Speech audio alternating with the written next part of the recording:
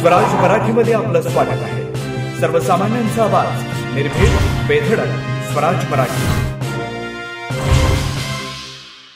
माजी पंतप्रधान डॉक्टर मनमोहन सिंग यांचे निधन एक दुःखद प्रसंग आहे. माजी पंतप्रधान डॉक्टर मनमोहन सिंग यांचा संपूर्ण कार्यकाळ आजही स्मरणात आहे. आर्थिक सामाजिक क्षेत्रात त्यांचं फार मोठं काम होतं. पंतप्रधान असताना किंवा अर्थमंत्री असताना कधीच बडेजावपणा केला नाही. भारताच्या अर्थकारणामध्ये त्यांचा सिंहाचा वाटा आहे. दिवंगत माजी पंतप्रधान PV नरसिंहराव यांच्या कार्यकाळात डॉक्टर शंकरराव चव्हाण व डॉक्टर मनमोहन सिंग दोघेही मंत्री होते. तेव्हापासून त्यांना मी जवळून पाहिलं. अनेकदा आमचा संवाद होत असे. मी मुख्यमंत्री असताना महाराष्ट्रासाठी त्यांनी भरभरून मदत केली. मनमोहन सिंग यांच्या जाण्यानं या देशाचा एक उत्तम पंतप्रधान, एक थोर व्यक्तिमत्व, चांगला अर्थतज्ञ या देशानं गमावलाय. डॉक्टर मनमोहन सिंग यांचं निधन एक दुःखद अशा प्रकारचा प्रसंग आहे. मनमोहन सिंग साहेबांच्या अनेक आठवणी राष्ट्रीय स्तरावरच्या, राज्यस्तरावरच्या आणि नांदेड जिल्ह्याला विशेषतः त्यांची जी अमाप प्रेम राहिलेलं आहे ते सर्व कार्यकाळ हा मला आजही माझ्या स्मरणात आहे. मनमोहन सिंग साहेब एक वेगळं गणित होतं. एक एक्सपर्ट ज्याला म्हणू, आर्थिक सामाजिक क्षेत्रामध्ये ज्यांचं फार मोठं काम होतं, ज्यांनी आपल्या कारकिर्दीमध्ये देशाचे पंतप्रधान असतानासुद्धा आणि अर्थमंत्री असतानासुद्धा कधी बडेजावपणा कधी केला नाही. कधीही वागताना अतिशय विनम्रतेने त्यांचं वागणं राहिलेलं आहे. आणि मग ते पक्षातले असो किंवा विरोधक असो, सर्वांना आपल्या पद्धतीने त्यांनी व्यवस्थितपणे त्यांच्याशी संबंध ठेवून देशाच्या हिताचा विचार करणारे अशा प्रकारचे डॉक्टर मनमोहन सिंग फार जवळून पाहिलेले आहेत. देशाला अनेक त्यांनी बजेट दिले.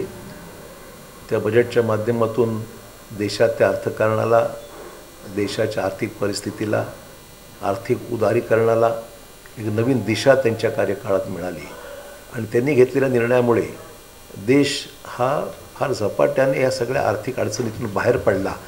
आणि देशातल्या उद्योगपती असतील, सामान्य माणूस असेल, शेतकरी असेल, समाजातल्या सर्वच घटकांच्या विषयी त्यांच्या बजेटमध्ये नेहमी काही ना काही हे राहिलेलं आहे. एक उत्तम अर्थमंत्री म्हणून त्यांची कारकीर्द आम्ही सर्वांनी पाहिलेली आहे, अनुभवलेली आहे.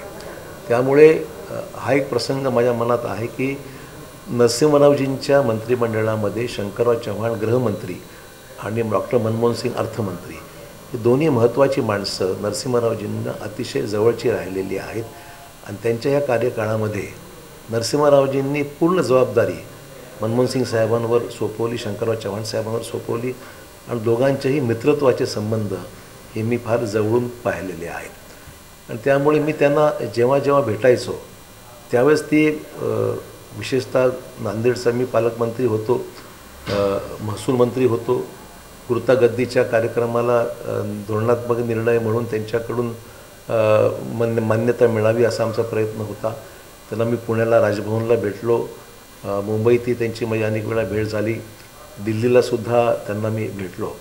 आणि प्रत्येक वेळेस भेटीच्या वेळेस नांदेडच्या कामाविषयी त्यांनी आस्थेने चौकशी केली. नांदेडच्या सर्व विकासात्मक कामाला खूप हातभार लावला, त्याला मान्यता दिली. आणि आपण पाहिलं की स्वतः ते ह्या कार्यक्रमाला नांदेडला स्वतः व्यक्तिशः येऊन गेले.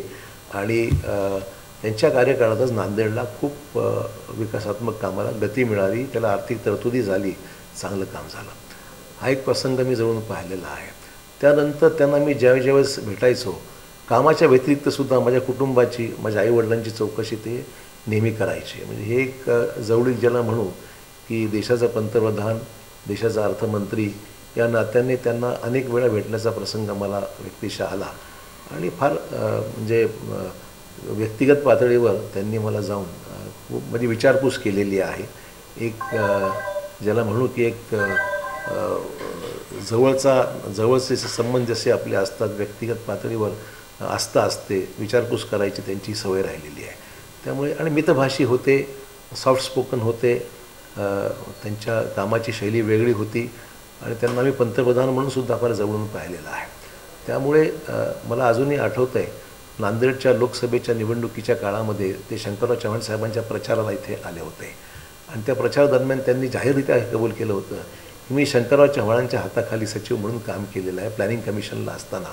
हे त्यांचे वाक्य. कारण शंकरराव चव्हाण साहेब प्लॅनिंग कमिशनचे त्यावेळेस मंत्री होते, त्या विभागाचे प्लॅनिंग मंत्री होते, नियोजन मंत्री शंकरराव चव्हाण होते आणि त्यावेळेस मनमोहन सिंग साहेब नियोजन आयोगामध्ये प्लॅनिंग कमिशनमध्ये होते. त्यामुळे त्याचा उल्लेख त्यांनी आवर्जून त्यांच्या नांदेडच्या भाषणामध्ये अजून एक रेकॉर्ड उपलब्ध आहे की त्यांचं भाषण त्या काळातलं एक भावनात्मक भाषण अपील त्यांनी नांदेडला केलं होतं.